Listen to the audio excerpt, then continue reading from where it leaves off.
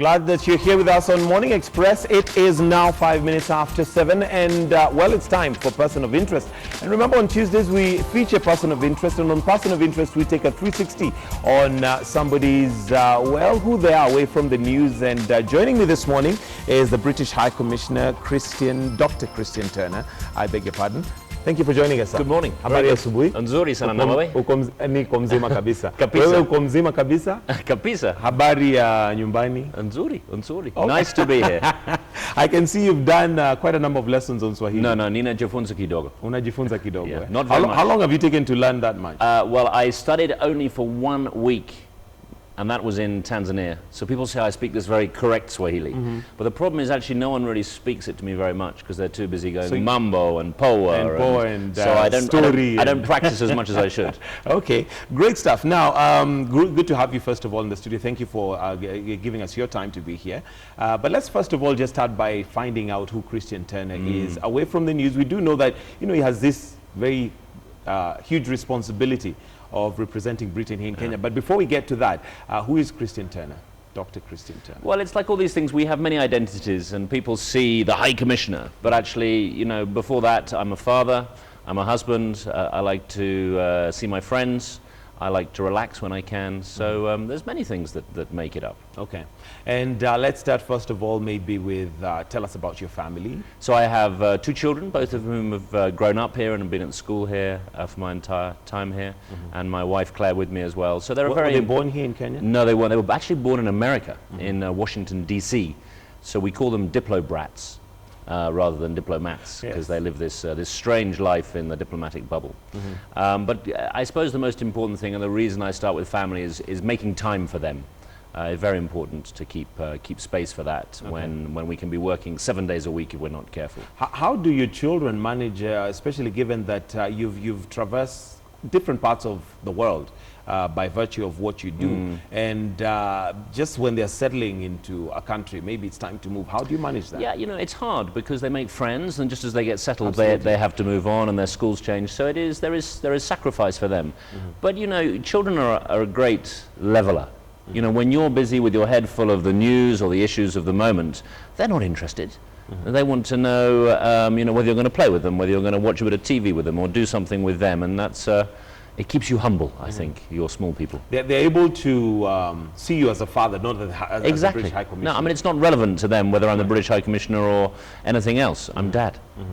And your wife, how has she managed also the transition from one country to another? Well, put it like this, I know who the boss is in my household, and when she says that's absolutely what I have to do. But look, it's so rewarding to live in a country and get to know it. And as I approach the end of my time, it's sad to be leaving. It's like I'm trying to take my arm off or something, because it becomes part of you. It becomes where you live. It's in here. Your friends are here. You had all these experiences. So that's how it works in our world. They move us on once every 4 years. It happens to all diplomats, but I'm sad to be I'll going. ask you a bit of an unfair question, and I call it unfair because you are in Kenya, and I want to know, compared to the other countries, is Kenya going to be one of those that you're going to miss the most?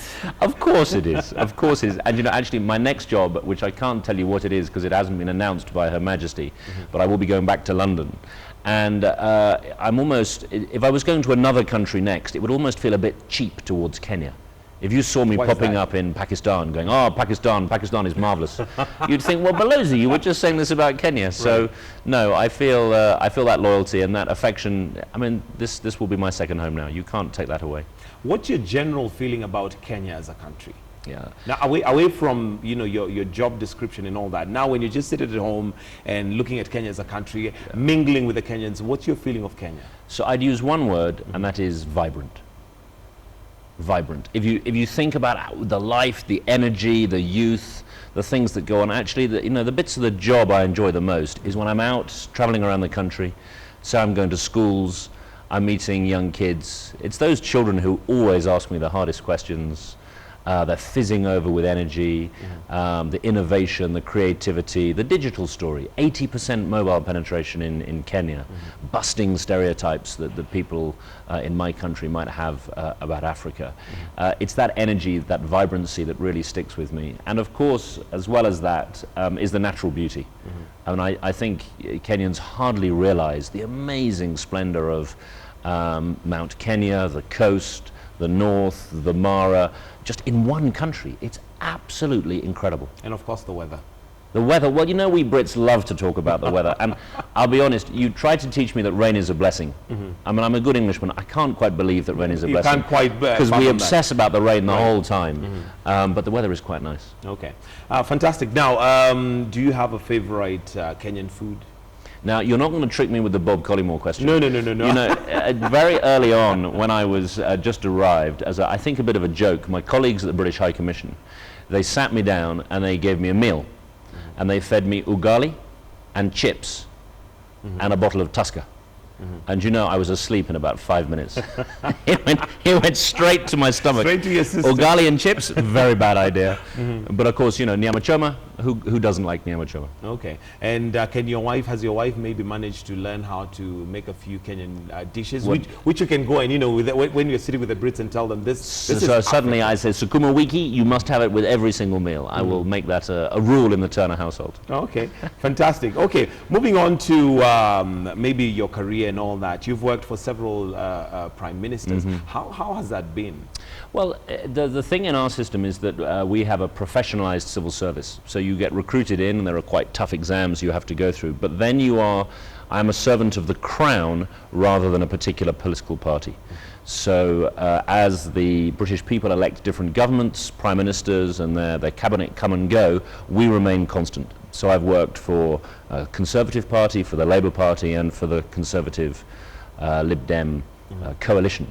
So I'm apolitical. You have to be very political with a small p to do the job, but not party political. I have to be able to serve both sides, whomever the British people elect. Okay, and did you ever envisage yourself as doing what you're doing now when you were growing up? No, I think is the honest answer. I think it's very important, particularly to people who are aspiring and starting out on their career paths. There are very few of us who at the age of 16 or 18 or 20 think, yes, I'm going to be, you know, the anchor on KTN, or I'm going to be Balozi Wengereza. I mean, if you'd said that to me at 18, I would have laughed at you. My friends would have thought it hysterical that I could even be diplomatic. But opportunity and hard work came my way, and that is what happened. So, you know, I think most of us at most times doubt ourselves a bit and think that things, you know, won't be possible. But I always say to those youngsters in school, hard work, application, the world is your oyster. Okay. Talking about hard work, I mean, you got your PhD at 24. Not very many people achieve that kind of education level at that age. How did you manage that, and how did you manage? Do you consider yourself a brain box? No, not really, not really. I mean, hard work again. I mean, I approached it as a job. I got up in the morning, I worked through it. I taught, which I thoroughly enjoyed. I think one of the most important aspects of being a teacher is that listening when you get the feedback from the class. Important as a diplomat as well. Diplomacy is as much about listening as it is about talking. Okay. I talk quite a lot, but I hope I listen as well. But no, the PhD was something I loved, and I was lucky enough to get a scholarship to study. And yes. And most people think I'm 25, not 24, but I'm slightly older than that. Well, slightly, but you do look very young, I must admit, and you must have very good genes. And now talking about possibly your career and what you're doing, you used to make documentaries. What were the documentaries? So they were historical documentaries. So my field was history, and I loved history. And you see me talk about it sometimes. If I can just mention the Mau Mau settlement we recently had is probably the thing I am most proud of during my time in Kenya. And that sense of history was very important in the judgments I was trying to bring to that as we searched for reconciliation on the Mau Mau. So history was big, and I spent a couple of years making historical documentaries for TV, which, if you like, was trying to communicate complex issues from the past in a way that an audience today could understand. So I'm not uncomfortable in the studio environment. Okay. And how did you transition from making documentaries to where you are now? That's it's almost 2 worlds apart. No, it's a good question, and it was a big fork in the road. And I remember very specifically where I was, and I got a job offer to go and work in the Cabinet Office, which is like the office of the President for us, for the then Prime Minister Tony Blair. And it was a very clear and quite stark choice for me as to whether I should go that route into government or I should stay in TV. And for better or worse, after talking to my friends, my family, and some mentors, I took the government route. Was it something you consciously applied for, Yes. or did they look for you? No, I had applied for, and I'll be honest, it wasn't the government world. I didn't have many friends who'd done it. My family hadn't been near it, so it was quite an unknown world.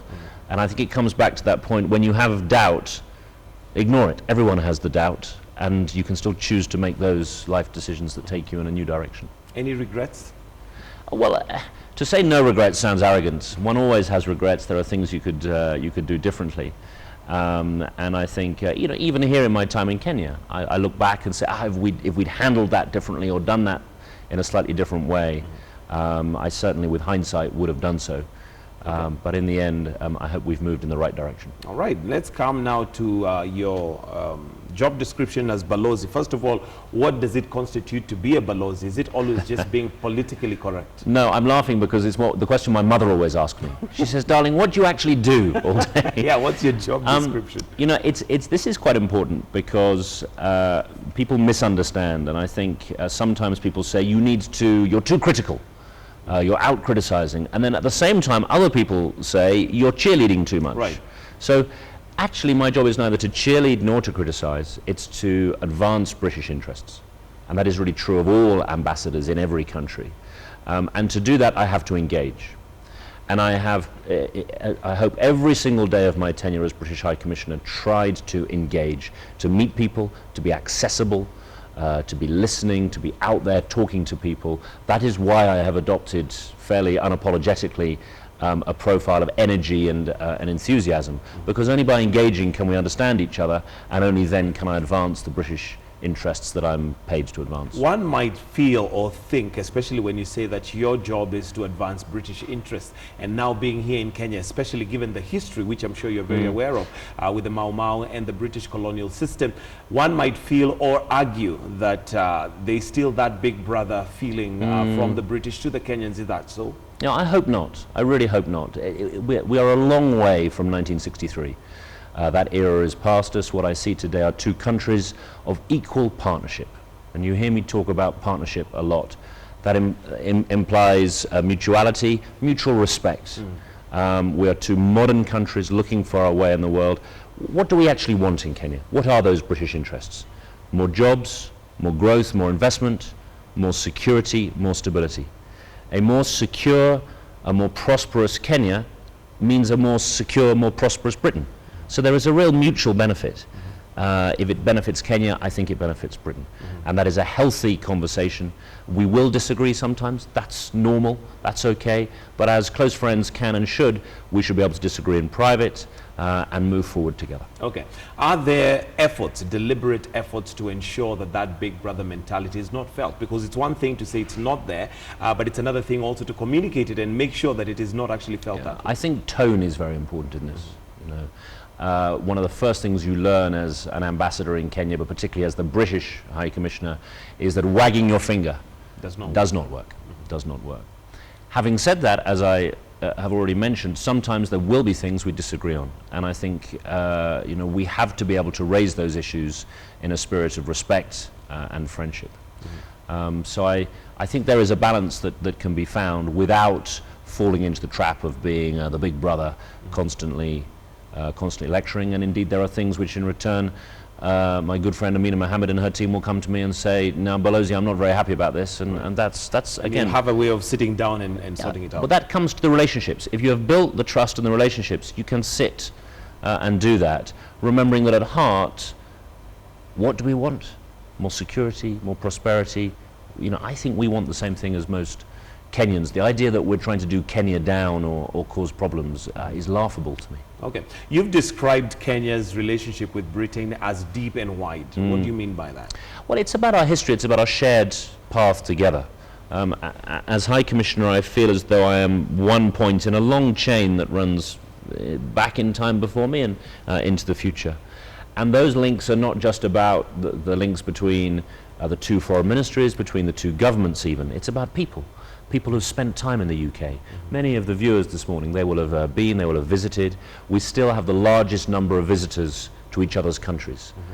Britain is the largest to Kenya, and Kenyans, the largest country they go to is the UK. Our trade links are deep. All of these ties are much, much wider than just a small conversation from a diplomat in a suit to another one. So okay. That's what I mean. We'll come to graft, and I know Britain has come out very strong to say that they are against anybody who's involved in graft and money laundering, and we'll come to that. And even the President's State of the Nation speech yesterday regarding graft and all that. But before we go there, you've just talked about tourism and the relationship between Kenya and Britain. But we've experienced several times that Britain has imposed travel bans, or rather travel advisories against coming to Kenya and all that. Maybe let us know what advises that, because sometimes there is a feeling like it's just the Brits sitting there and saying Kenya is unsafe, whereas you're here in Kenya, and I mean you can tell that it is safe. So let me try and clarify this. The travel advisories are based on one thing and one thing alone. That's a security assessment of the situation on the ground, a very detailed security assessment. It's not political, it's not economic. The ban is not against the whole country, never has been, and it's something that we practice right across the world. So we have just issued an advisory against Brussels. We issued an advisory against Paris after the horrendous attacks last week, against Tunisia, against Egypt. It's how our system works, because we have an obligation, like all governments, to protect our nationals when we think there is a security threat. In Kenya, the advice was against just part of the country, not the whole country. And now we have, I'm pleased to say, through some very hard work and cooperation with the Kenyan authorities, shrunk the area that we advise against travel to just a small part of the country, which is the northeast, the border with Somalia, and Lamu County. The rest, it's fine. Come. It's fine. You've opened that up. But we were always clear, even when the advice was put in place, this wasn't saying Kenya is burning, don't come to Kenya. And it comes back to this thing where anyone is critical of Kenya, Kenyans feel rightly proud, as they should. We never said don't come to Nairobi. We never said don't go to the game parks. And I and my team did a lot of work to try and be clear that just because one part of the country we thought was of concern, it didn't mean the rest of the country wasn't. And you know, the same is probably true in the UK. There are parts of the UK where you'd say, look, going out after dark, not a good idea. Doesn't mean you can't come and have fish and chips in Stratford-on-Avon or Brighton or Oxford or Manchester for the football. You've just brought it in. What football team do you support? Now, I'll probably bring that towards the end, so you just be ready for that. But staying on this, what efforts are there, if any, between the British government and the Kenyan government to ensure that Kenya is secure? Yeah, look, it's probably the single largest part of our cooperation, yet it's the bit we talk the least about for very obvious reasons. I describe it like an iceberg. You know, we see the tip of the iceberg, but not the rest that sits below the water. Occasionally, you see me go to, say, the airport, to JKIA, and I will hand over security equipment and scanners. But if we talk too much about what we're doing, the bad people find out. But please be rest assured, we work incredibly closely together at a very detailed level to ensure that Kenya is safe and secure from what is now a global threat. Right. Would you say, or would you describe Kenya to be more secure than it was yesterday, given the efforts that are being put? Look, it's a terribly dangerous thing to say, and one of the most difficult things about the situation we find ourselves in with the threat of Al-Shabaab and other such organizations internationally is that a very small and determined group of people can cause mayhem. And we saw that tragically at Westgate, we saw it at Garissa. You know, despite our best intents, as happened in Paris last week, these people can get through. Now, these are challenges which any government is finding hard to deal with. One point I would emphasize that we have consistently said is important is working with communities. Our most senior counter-terrorism official came here to learn lessons after Westgate, and she said very clearly in her public remarks, communities beat terrorism. It is easy to think that you hit people hard and then you talk to them later. You can have quite a tough approach on countering radicalization and countering violent extremism, but you have to understand that it's people in their communities that will know best how to confront this threat. Okay. Kenya is obviously doing as much as it can to ensure that it remains safe. Maybe your comments on KDF in Somalia.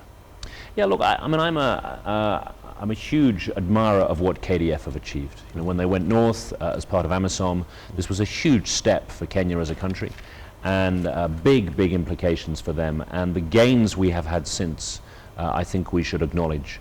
Kenyans are risking their lives, they're spending a lot of money to do so, and Britain has been a long-standing supporter of Kenya's efforts in Somalia. Of AMISOM. My Prime Minister in New York in September announced further assistance, military assistance to AMISOM, and we are working very closely with the government in Mogadishu as well as with Kenya to try and help Somalia emerge out of what has been a very difficult period in its history. Would you say it has overstayed its welcome, KDF in Somalia? I mean, I think the problem is what is the end game? And we are very clear that we want to see a security sector that is stood up and working in Somalia, a political settlement that enables that security to operate and allow investment and jobs to come back. The job is not complete. We have not declared victory. Shabab are still there in the Juba Valley. So I think there is certainly more to do, and we should support KDF and AMISOM in their efforts. All right. Let's talk matters graft, and we know that the UK has been very strong and vocal in ensuring that graft does not continue in Kenya, and the president yesterday declared it national to a threat to national security.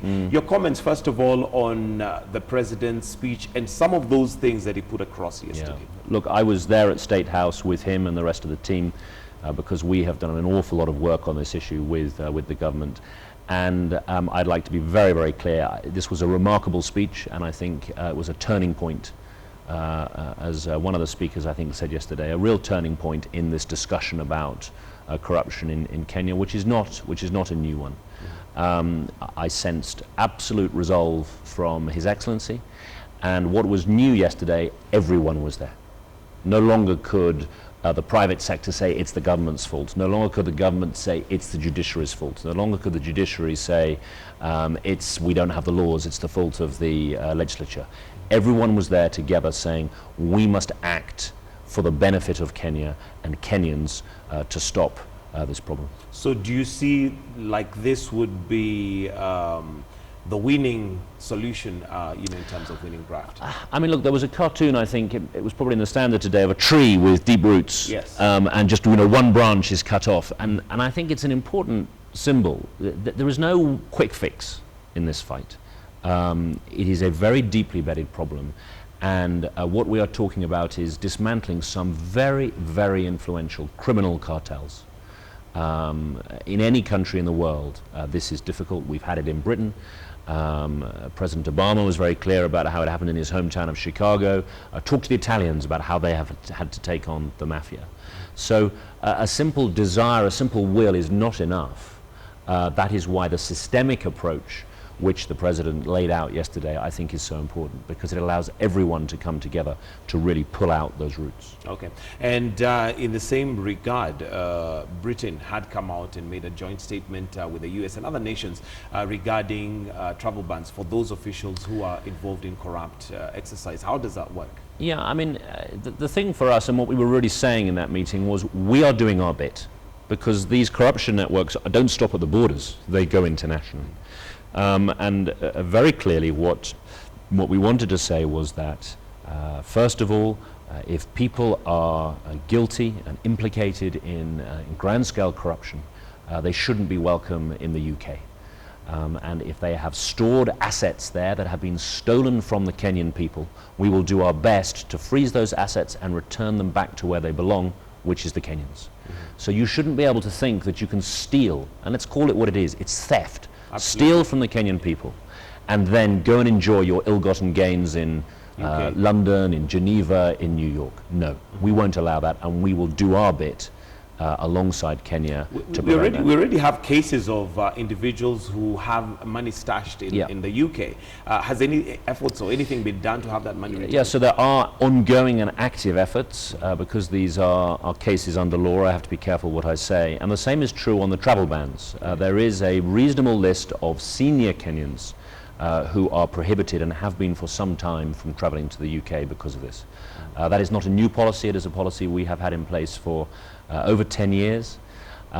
Because of British data protection laws, I cannot publish that list or tell you who is on it because it is perfectly proper that their identities are respected, and that is cemented in British law. Okay. But they are there, they are senior people, they know who they are, and currently under quite a tight process, my government says they're not welcome. Okay. And granted, and we respect the fact that we cannot reveal who they are, but how has the British government reached the point to say that these are not welcome? Is it because they are guilty? Is it because they've been charged? Well, there is a clear threshold of process which is set out under our immigration law, where the Home Secretary, who controls British borders, has to decide whether she believes visitors are conducive to the public good. And that includes a threshold of evidence on corruption, which could be challenged in the British courts. So we have to go through that process to be clear. It's not just a whim of the High Commissioner. Like most else that I do, some people think that I am making it up. No, I'm following very clear instructions of my government on what I should or shouldn't be doing. Okay. What about the Brits who possibly are in cahoots with Kenyan authorities or Kenyan influential people and are involved in graft? What's being done about that? Well, it's the same thing, and so the most famous recent case was so-called Chicken Gate. Yes. The trial of a company in Britain called Smith & Usman, who were found guilty of corrupt procurement with the Electoral Commission, and the directors of that company have been put in jail. So it's a clear, accountability is the word, and that's what came out yesterday, I think. For all these efforts, the President is being very clear. People must be held to account.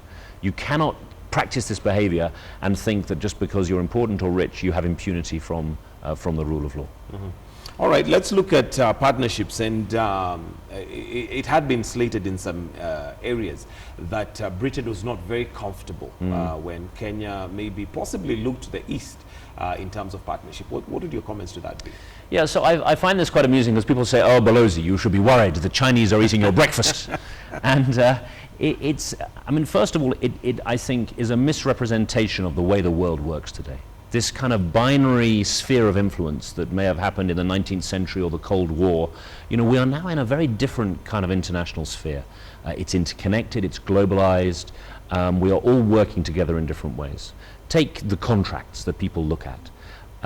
If a Chinese company gets a contract to build the Standard Gauge Railway or Lapset or something like that, whatever it is, most likely in its consortium will be British finance, British insurance, money that has come through the City of London.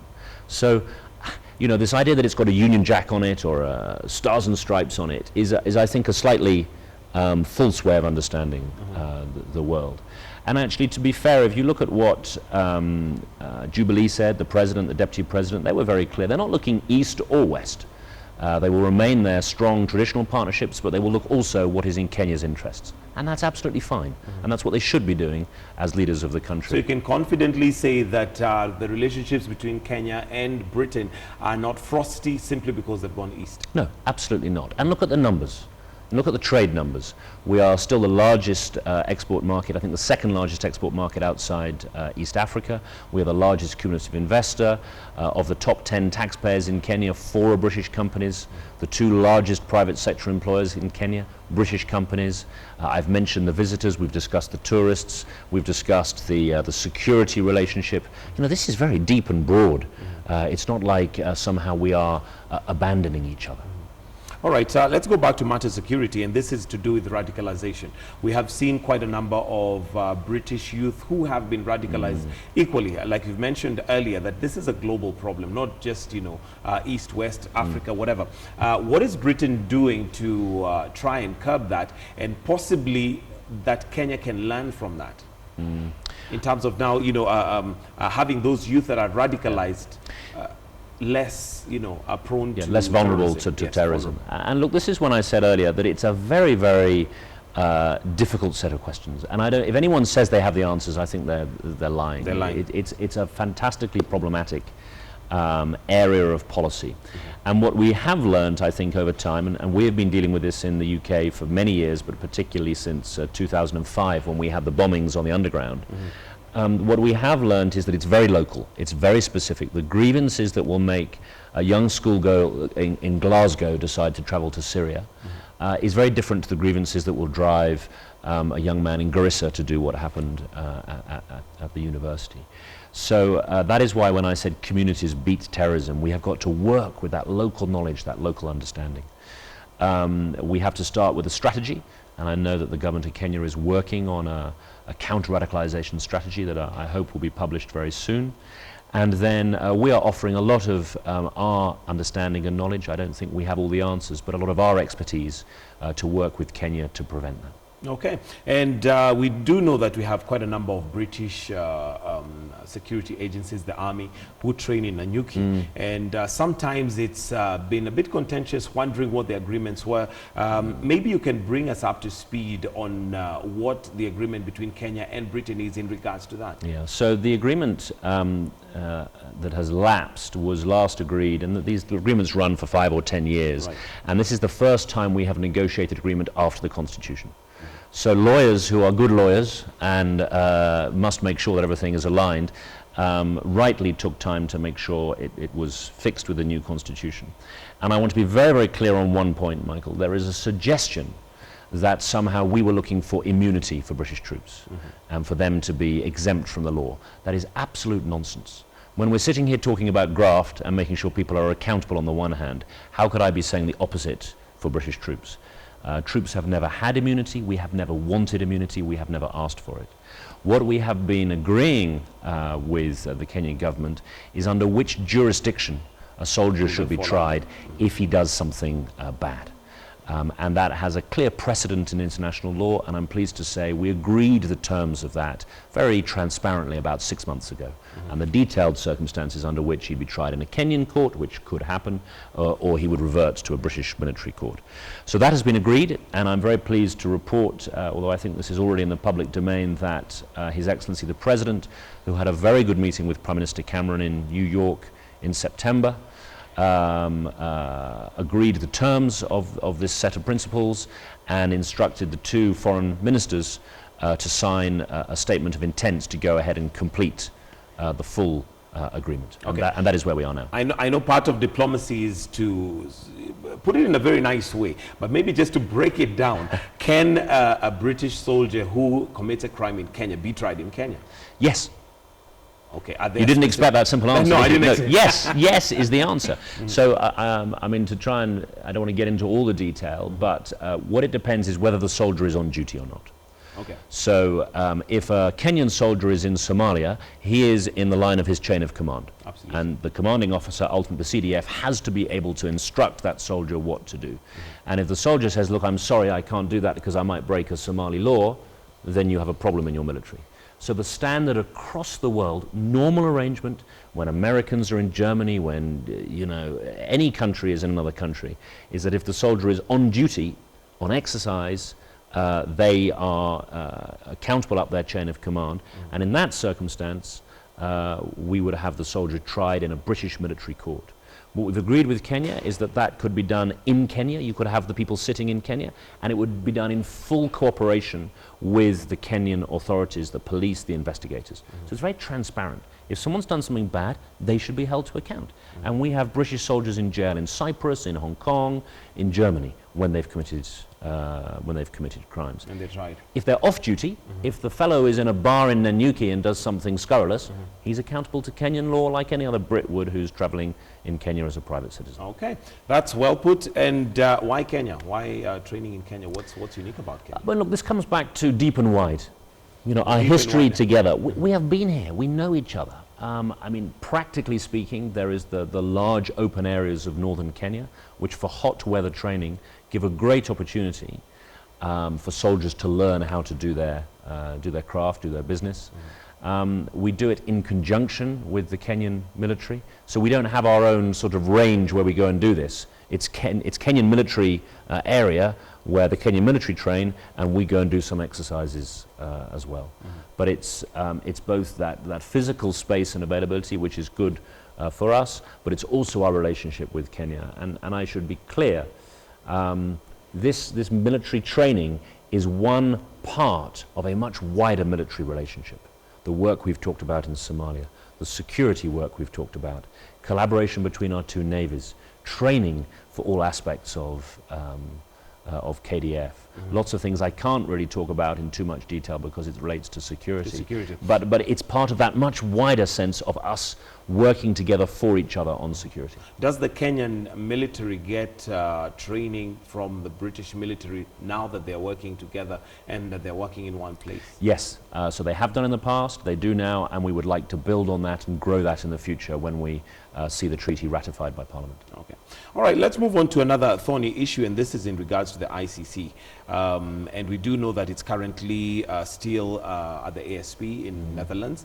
What's British stand in regards to Kenya's push for Rule 68 not to be used retroactively in the two cases? There are two broader points on the ICC which I should make, you know, my government's position on it is well known as a long-time supporter internationally of the court and its role for the international rule of law. On the Kenyan cases, I think there is a myth that has grown up that somehow Britain was responsible for sending these cases to The Hague. And that Britain was fixing and trying to meddle and make these cases go there. And that's not accurate. If you look at the history, we actually argued for a local tribunal, which we thought was the appropriate way to deal with the question of the PEV. And it was not us that was arguing, don't be vague, to end a Hague. That was never something. The catchphrase. Yeah, that was the catchphrase, and that wasn't what we thought. The second myth that I think I should be absolutely clear on is that we do not control the court. Now, very distinguished and intelligent Kenyans look at me and don't believe me when I say that.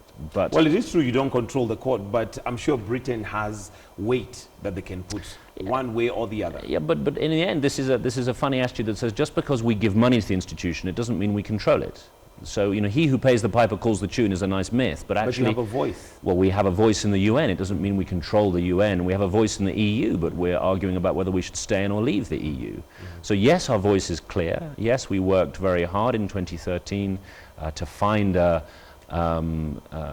way forward at the Assembly of State Parties and to come to the specifics of what is ongoing in The Hague.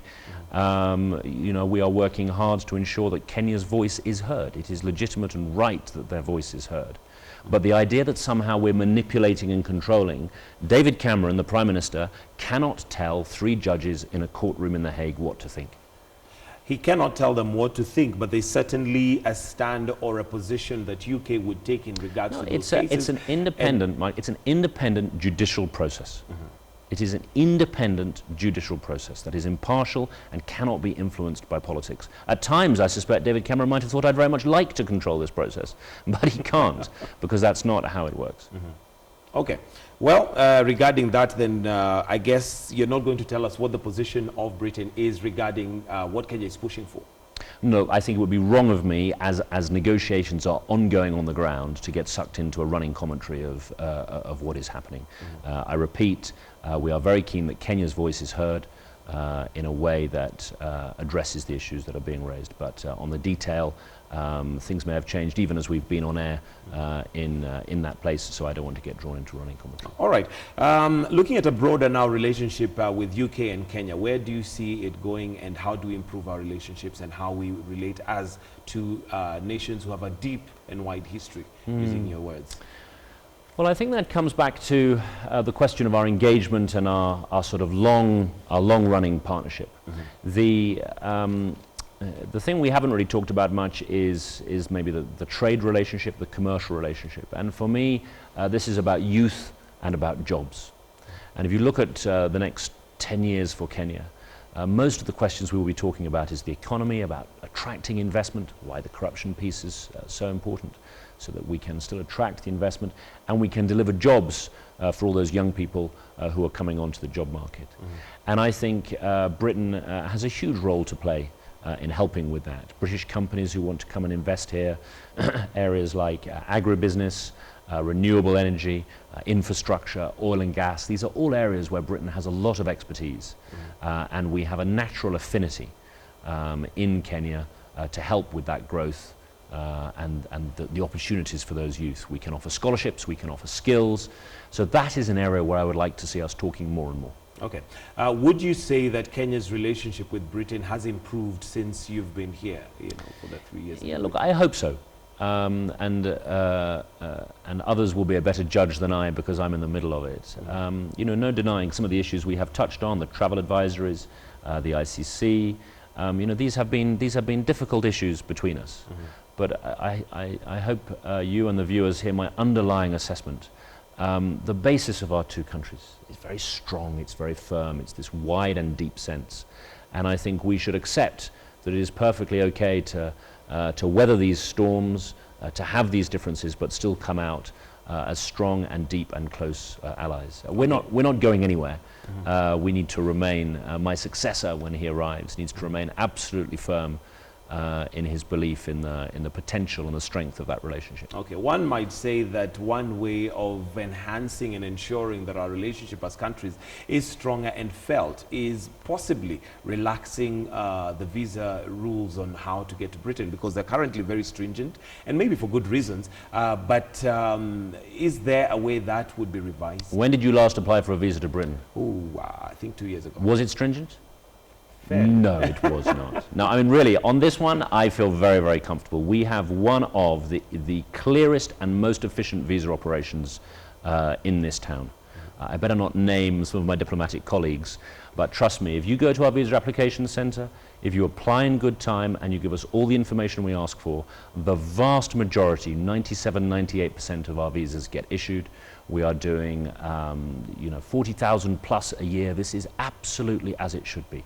We want to encourage visitors to come back and forth between our two countries, the students, the business people, the visitors. This is okay. And people rail against the visas. And normally it's because they haven't applied in time. They want to apply at 2 days' notice. Evidently, you have rules and restrictions that like guide that. Yeah, like that, and they don't give the information that we ask for. It's all there on the website. It's automated. The days of queuing from 4 in the morning on Upper Hill are long, long gone. Right. This is a professional and good service. So I will defend it. I mean, there's a broader point which is about the discussion and the debate on immigration in Britain and in Europe.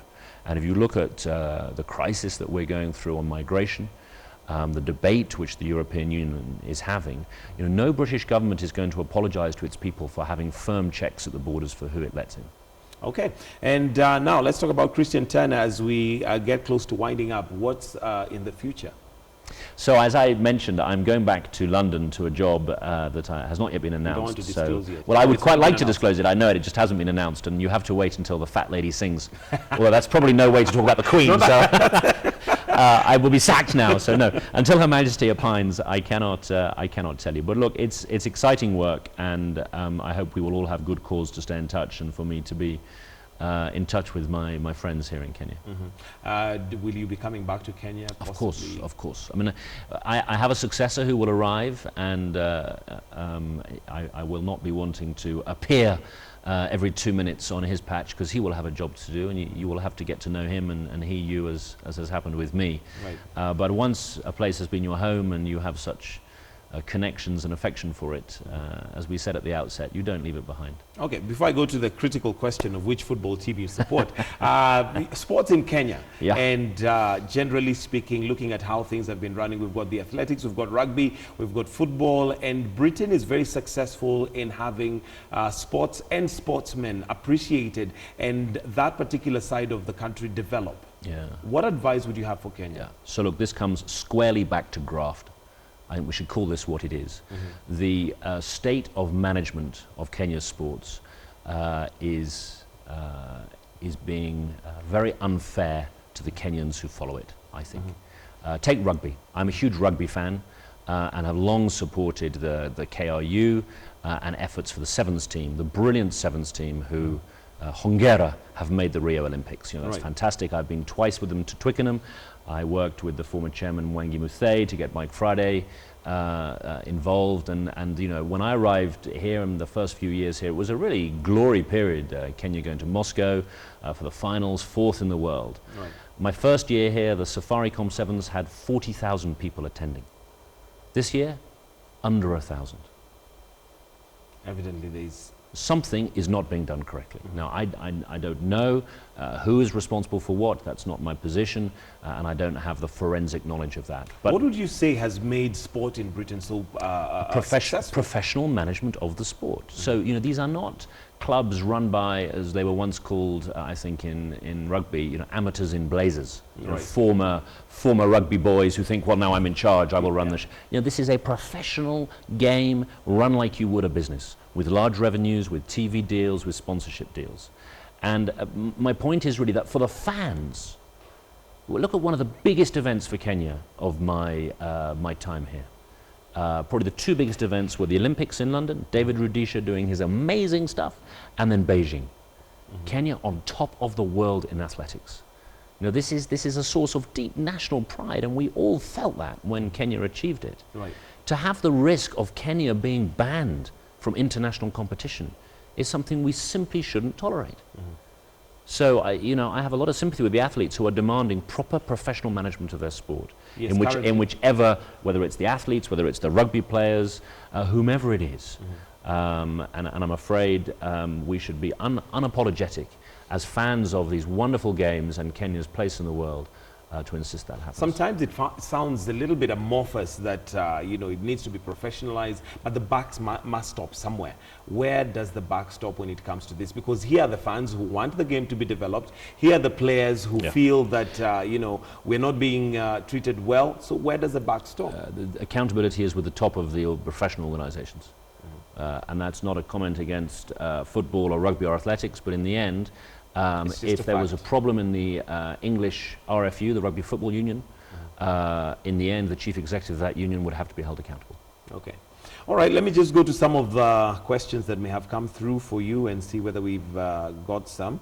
And obviously, this would be one of the ones I would expect, and it's to do with your age. Somebody's asking, how old is he? He looks 25. Yeah. So if you got your PhD at 24, that What on earth have I been doing ever was it since? last year? Well, you know, I don't normally answer questions about my age, but maybe as I'm at the end of my talk, I'm 43 years old.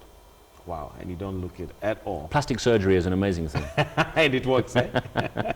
I'm sure you know that that's a joke. Okay, another question coming in is, all right, is his title the outgoing British High Commissioner? I guess somebody wanted to know whether No, you are outgoing. this is a title that has been kind of bestowed upon me slightly strangely. You start as the new High Commissioner, then you become just the High Commissioner, and now I have become this very honoured thing, which is the outgoing. I don't think it's a formal title. I just think it's recognising that I'm leaving. Okay.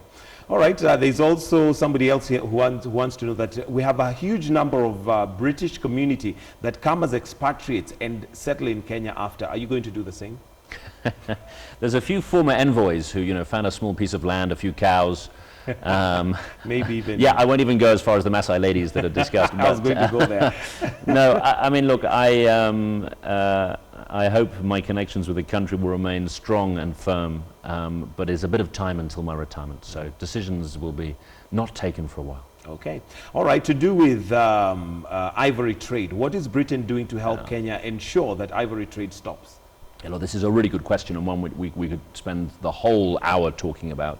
Fantastically important, and I should be very, very clear in saluting the leadership of the President and the Kenyan government. The Wildlife Bill, which was passed early on, I think Christmas 2013 under Judy Wakungu's leadership, President Uhuru burning that ivory, a really strong signal to the world that this is devastating Kenya's own national heritage. For Britain's part, we have been extremely strong advocates of tackling demand, of working with communities, and of supporting enforcement. We have set up a new global fund to tackle the illegal wildlife trade. A lot of the money is spent in Kenya, and we hosted a big London conference 2 years ago that has had a follow-up in Botswana and will now be followed up in Vietnam to try and corral international action around ending poaching. So it's an issue that I have done a lot of work on and believe strongly is part of Kenya's global heritage, as I say. It's not just about a few sort of fluffy animals that Mzungus worry about. You know, this is an economic issue. It's a national security issue. The ivory moves across borders, fuels criminal activity. It is absolutely right and proper that we regard this as a concern for the whole of government, not just the Environment Ministry. Okay. Now, ivory trade, of course, is a security threat and a security issue as well as economic. And away from the security side of it, where are the loopholes do you feel or do you think when there's all this ivory that manages to leave the country in one way or the other? So look, I mentioned the 3 areas we've worked. Enforcement is the key. You know, the law is there, the intent is there, but that's the law enforcement agencies have got to be equipped to prosecute it. So I'll give you an example. One of the things we have done is helped with workshops to bring prosecutors and police together. So if police turn up at a scene of the death of an elephant, where the elephant herd has been butchered and their tusks have been hacked off, that is a forensic crime scene. And you can gather evidence from that scene to work out, just as you would any other crime scene, who the perpetrators are. The prosecutors who will end up prosecuting in that in court need to understand how that evidence works and need to understand what the legislation allows them to do. So that's a very basic education of the criminal justice system to be able to enforce and hold these people to account. Okay. Well, Dr. Christian Turner, thank you very much for joining us on the set this morning as person of interest. Football team. Which football team do you support? Now, you can ask me about Mau Mau, you can ask me about the ICC, you can ask me about the British Army. The one question I will not answer before I leave Kenya is which football team I support. Not even the Kenyan Premier League? No, I will get in so much trouble with one half of the community or the other half. Why would you not answer that question? Yet you know that Kenya are huge supporters of the English Premier League. Yeah, I know, but you've got those Chelsea boys, you've got those Manchester United gang, the Arsenal people, the Liverpool people. But surely you're allowed to support any team, just like, I mean. No, I am. But you'll have to guess. It'll take you all day, and I won't give you the answer. I'm guessing it's Manchester United, and I'll no stick comment. to that. No comment whatsoever.